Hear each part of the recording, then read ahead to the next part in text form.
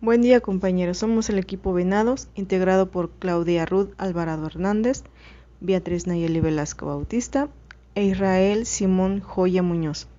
Bueno, en esta ocasión les vamos a hablar de los procedimientos que lleva a cabo el sistema de administración tributaria, tanto a nivel federal como local, para lograr que los contribuyentes den cumplimiento a sus obligaciones fiscales. Pues bien, antes de pasar al tema que nos compete, es importante recordar que la Constitución Política de los Estados Unidos Mexicanos, a través de su fracción cuarta de su artículo 31, nos dice que todo individuo que realice actividades dentro del territorio nacional y que sea considerado por alguna ley tributaria como generadora de la obligación al pago de su impuesto, está obligado a contribuir para el gasto público de la Federación, como del Estado y del municipio, de manera proporcional y equitativa.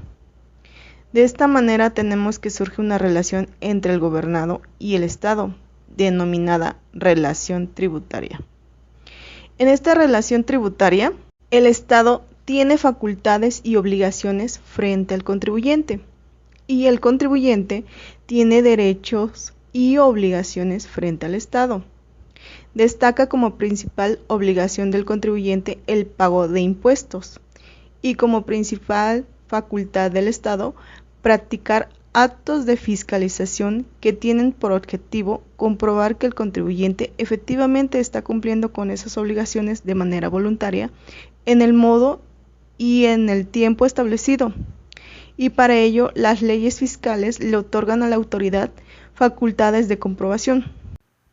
Un procedimiento derivado de este es la determinación, que es el acto que declara la existencia y cuantía de un crédito tributario o su inexistencia. En México, al igual que en la mayoría de los países latinoamericanos, la jurisprudencia reconoce tanto la autodeterminación como la heterodeterminación, pues el artículo 6 del Código Fiscal de la Federación, en relación con el artículo 41, párrafo primero y segundo, apartado 12 y 16 del Reglamento Interior del Servicio de Administración Tributaria, nos dice que corresponde a los contribuyentes y a las autoridades fiscales el desahogo de sus facultades de comprobación, determinar la situación fiscal de los sujetos pasivos de la relación jurídica tributaria. Por ello, cuando sea el mismo contribuyente quien, además de comunicar a la administración los datos necesarios para la liquidación del tributo, comunique las operaciones de calificación y cuantificación, estaremos hablando de autodeterminación. No obstante, este sistema no ha rendido los frutos esperados, ya que frecuentemente los contribuyentes declaran algo menos de lo real. Por otra parte, la heterodeterminación o determinación hecha por la autoridad administrativa es la excepción a la autodeterminación y prácticamente tiene lugar cuando la autoridad ejercita sus facultades de comprobación. Es importante mencionar que esta puede tener lugar por mandato de ley simple y llano, o bien el mandato de ley por incumplimiento total o parcial del contribuyente, o cuando el contribuyente o responsable, como ya dijimos, está obligado a ello y éste no presente la declaración, o dicha declaración da lugar a dudas o no colabora en las actividades de inspección. Por ello, la administración puede recurrir a determinar sobre base cierta o sobre base presunta. Hay que aclarar que, sin importar el sujeto que determine, el procedimiento a seguir para la liquidación debe de estar previsto en la ley y obviamente aplicado por el sujeto liquidador acorde a las siguientes reglas. Debe fundarse en los preceptos vigentes cuando hacen uso de ellos y no en los que estuvieron en vigor en los ejercicios revisados o liquidados. Debe de estar fundamentados y motivados. Debe de contar con todos los elementos y las causas especiales y el procedimiento seguido por la autoridad para determinar el cobro que pretende hacer. Su procedimiento inicia con la revisión, la cual tendrá una duración de 1 año. Después la autoridad procederá a determinar mediante resolución si existe o no un crédito fiscal. Esta determinación la hará la autoridad ejerciendo sus facultades de comprobación. Esta la hará a través de las visitas domiciliarias que se realizan con la instalación de la autoridad en el domicilio del contribuyente, a fin de revisar la contabilidad y los documentos o informes necesarios. La compulsa a terceros, que es el resultado de una operación de cotejo entre el contribuyente y el emisor del documento, vendedor o prestador de servicios, que permiten verificar si se realizó la operación de forma y montos que registran los documentos revisados. La revisión de gabinete consiste en requerir a los contribuyentes la contabilidad, así como los datos y otros documentos o informes, a efectos de llevar a cabo su revisión en el domicilio de la autoridad. Las revisiones electrónicas, estas se basan en la información y documentación que obran en poder de la autoridad. Y también podría ser la verificación de comprobantes fiscales. Este procedimiento se realiza para comprobar el cumplimiento de la expedición de comprobantes fiscales de los contribuyentes que ofrecen el servicio al público en general. Bueno, yo me estoy adentrando más al tema que es de mi compañera Ruth. Ella nos va a explicar más bien de qué se trata. Una de las facultades de comprobación, fiscalización o auditoría de las autoridades fiscales en México es la visita domiciliaria, de la cual hablaremos a continuación. Se dice que la visita domiciliaria o auditoría fiscal es el principal instrumento de que cuentan las autoridades tributarias a fin de comprobar el cumplimiento de las obligaciones de los contribuyentes, misma que se ejerce a través del Servicio de Administración Tributaria y específicamente por conducto de las administraciones desconcentradas de la auditoría fiscal, actuación que se desarrolla de la siguiente manera. Una visita domiciliaria debe iniciar forzosamente mediante una orden que deberá ser por escrito, como así expresamente lo disponen los artículos 16 constitucional en su primer párrafo y 38 fracción 1 del Código Fiscal de la Federación, documento que necesariamente debe ser emitido por una autoridad competente y estar fundado y motivado y expresar el objeto o propósito de que se trate y ostentar la firma autógrafa de la autoridad emisora. Dentro del objeto o propósito de una visita, la orden debe contenerse cuáles son las obligaciones fiscales que van a revisar. Ejemplo, impuestos sobre la renta, impuestos sobre el valor agregado, etc. y el periodo o periodos a revisar. La orden, por obligación legal, debe ser notificada de manera personal a la persona visitada o a quien legalmente representen los intereses de las personas señaladas en la orden, para lo cual la autoridad fiscal designa visitadores quienes son personal de la autoridad fiscal y los cuales habrán que practicar la misma visita domiciliaria. La designación la hace la autoridad fiscal competente mediante procedimientos internos y la consta en oficios debidamente fundados. Visitadores que la autoridad designe para la práctica de la visita domiciliaria podrán actuar de manera conjunta o separada durante la misma domiciliaria. Posteriormente, los visitadores se constituyen en domicilio fiscal, local o establecimientos, el cual se habrá de practicar la visita domiciliaria para notificar al contribuyente responsable, solidario o tercero con ellos relacionados la orden de visita. Una vez que los visitadores acorden a lo dispuesto por el artículo 43 y 44 del Código Fiscal de la Federación, se contribuye en el domicilio, se identifica y se requiere la presencia del visitado, contribuyente, responsable, solidario o tercero con ellos relacionados, o de su representante legal, si éste se encuentra procedente a hacer de su conocimiento la orden de visita. En caso de que no se encuentre el visitado o su representante legal, los visitadores dejarán un citatorio en poder de quien se encuentre en el domicilio, para que el visitado o representante legal espere a una hora determinada del día hábil siguiente a efecto de la notificación, la orden de visita. Si el visitado o su representante legal no atiende el citatorio, la visita se iniciará con quien se encuentre en el domicilio. Si los visitadores descubren en el domicilio bienes o mercancías cuya importación, tenencia a productos de exportación, captura o transporte debe ser manifestada a las autoridades fiscales o autoridad por ellas, sin que se hubiere cumplido con la obligación respectiva, los visitadores procederán al aseguramiento de dichos bienes o mercancías. Una vez que se ha dado inicio a la visita domiciliaria, los visitadores se identificarán con la persona con quien se entiende la diligencia y la requerida para que les designe 2 testigos. Si el visitado se niega a nombrarlos o los nombrados no aceptan el cargo, los visitadores lo harán y deberán hacer constar tal circunstancia en el acta de inicio. Los testigos pueden ser sustituidos en cualquier tiempo, sin que esta circunstancia invalide los recursos de la visita. Durante la visita domiciliaria, las autoridades fiscales podrán solicitar el auxilio de otra autoridad fiscales competentes y notificarán al visitado de la sustitución de la autoridad y de los visitadores. En el desarrollo de la visita, los visitadores requerirán al visitado datos, informes, documentos, contabilidad y demás papeles de ejercicio o ejercicios fiscales a revisar, y el visitado tendrá la obligación de ponerlos a disposición del visitador. Así también, deberá permitir a los visitadores la verificación de bienes y mercancías, documentos, estados de cuentas bancarias, discos, cintas o cualquier medio procedible de almacenamiento de datos y equipo de cómputo que tenga el contribuyente en el lugar visitado.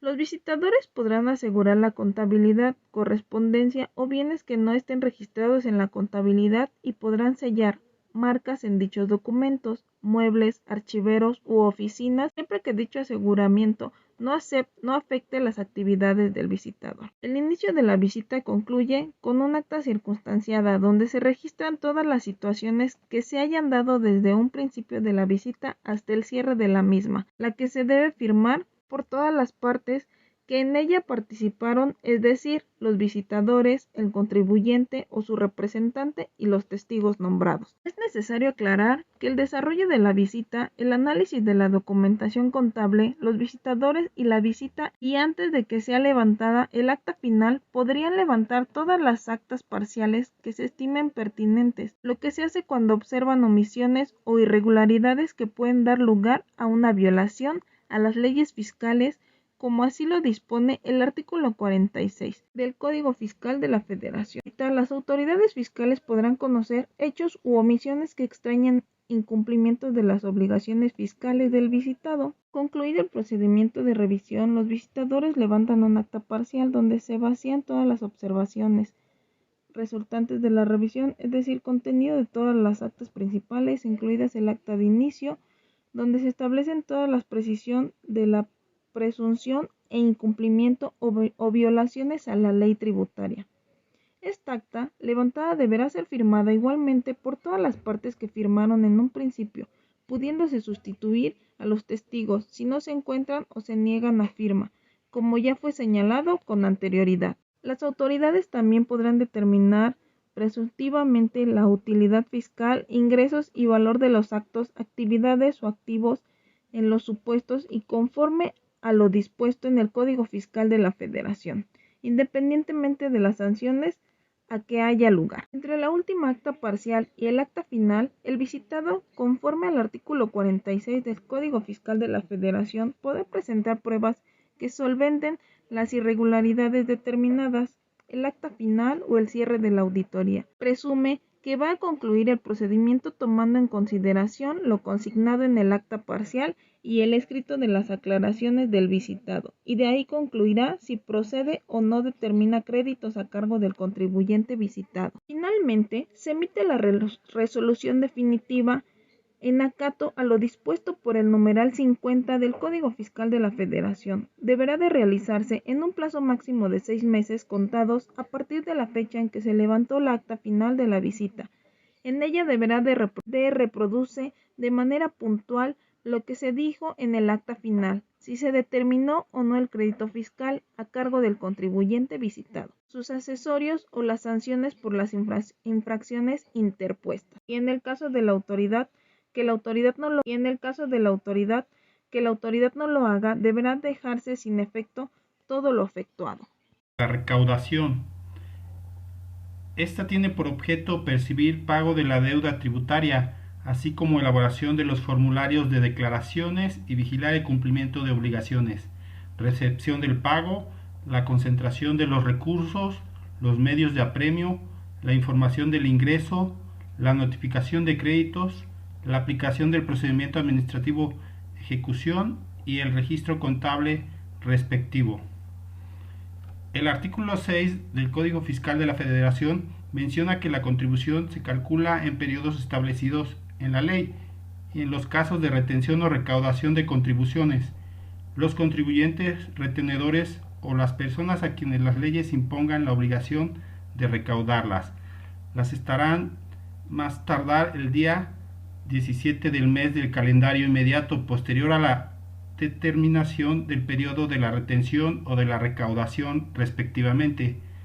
El sujeto activo es el Estado como autoridad fiscal en sus tres niveles de gobierno, federal, estatal y municipal, que tienen una facultad impositiva o el deber de dar aportaciones económicas a favor del fisco conforme a la ley.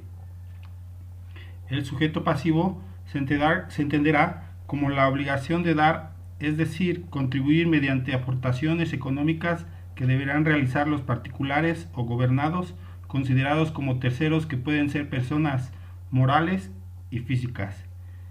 Esto a su vez se traduce en una obligación de forma fiscal sustantiva.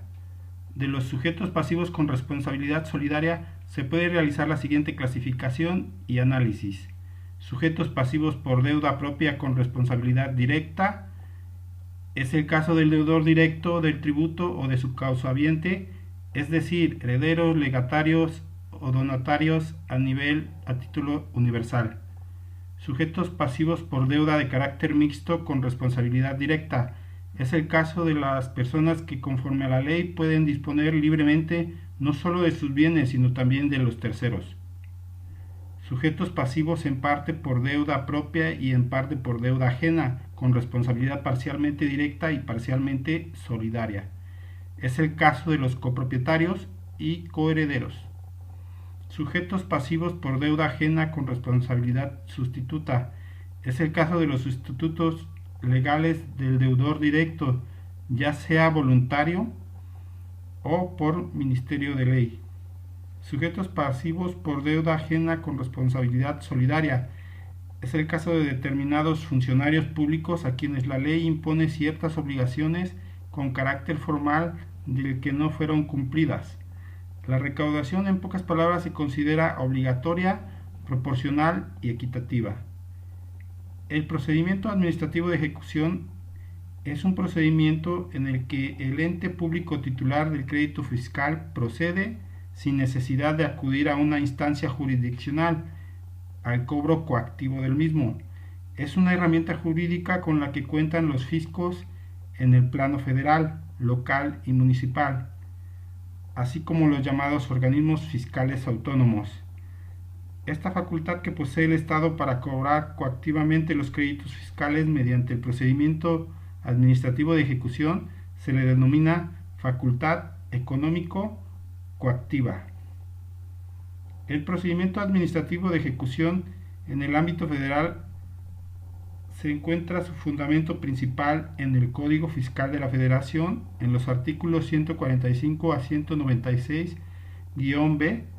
En el caso de los créditos fiscales a favor de los organismos fiscales autónomos, se aplica su ley especial que permite por supletoriedad a las reglas establecidas en el Código Fiscal de la Federación.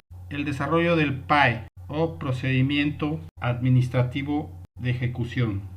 Sus requisitos de procedencia que debe de haber es existencia de un crédito fiscal, que dicho crédito se encuentre pendiente de pago, que el crédito ya haya sido determinado, que el crédito fiscal sea exigible. Y sus etapas son mandamiento de ejecución, notificación de mandamiento de ejecución, requerimiento de pago, embargo, remoción de depositario, avalúo, convocatoria a remate, adjudicación de los bienes y aplicación del producto del remate. Yo les voy a hablar del procedimiento de administrativo de ejecución, el PAE. Este iniciará con el requerimiento de pago. En este se darán 30 días al contribuyente para pagar, impugnar o no hacer nada. Este requerimiento contendrá la resolución en la cual se determinó que existe un crédito y se le requerirá el pago. Si pasado estos 30 días el contribuyente no pagó y no impugnó, y no hizo nada, como ya dijimos, sigue el mandamiento de ejecución. En este se le requerirá, pero ya no contendrá ningún plazo. Este contendrá, aparte del requerimiento de pago, la orden de señalar bienes. ¿Sí? Posteriormente seguiría la remoción de bienes, en el que el contribuyente, si no pagó, la autoridad emitirá que se remuevan esos bienes posteriormente pasar al avalúo, en el que a conocer al contribuyente que sus bienes embargados posiblemente salgan a la venta. Si el contribuyente no paga, saldrá la primera convocatoria de remate. Si en esa convocatoria de remate el bien no se vende, no se enajena o no se adjudica, saldrá una segunda convocatoria de remate o almonela. En esta se descontará un 20% al bien embargado y el contribuyente contará con la facultad de pagar o de emitir algún tipo de medio de defensa. Si pasado este tiempo el bien sigue sin venderse, se le dará un aviso al contribuyente. Este será de 2 meses para que el contribuyente se presente a recoger su bien. En caso de que no se presente, el bien causará abandono del fisco y este bien la parte proporcional no se le abonará al crédito fiscal, es decir, que el contribuyente seguiría debiendo el crédito fiscal. Aquí hay que hacer una aclaración también. Existe en Morelos la ampliación de embargo, que si el bien que se embargó no es suficiente, se puede recurrir a una ampliación de embargo las veces que sean necesarias hasta cubrir el crédito fiscal. También últimamente se está llevando a cabo la inmovilización de cuentas bancarias, facultad que tiene el fisco. La finalidad del PAE no es la resolución de la controversia, sino la recaudación de lo debido en virtud de un crédito fiscal no satisfecho voluntaria y oportunamente por el contribuyente. Así, el PAE se funda en la necesidad de que el Estado realice sus atribuciones, en este caso el de recaudación forzosa, en forma administrativa, sin estar sujetas a las trabas y dilaciones que acarrea la intervención de los tribunales y el procedimiento judicial. Además de que las diferencias entre facultades de comprobación se encuentran en el artículo 42 del Código Fiscal de la Federación, faculta a las autoridades para comprobar que los contribuyentes han cumplido con las disposiciones fiscales y, en su caso, determinar las contribuciones omitidas o los créditos fiscales. Su ejercicio tiene por objeto comprobar el cumplimiento de disposiciones fiscales, determinar contribuciones omitidas o créditos fiscales, proporcionar información a otras autoridades fiscales y detectar y rectificar la posible comisión de un delito fiscal.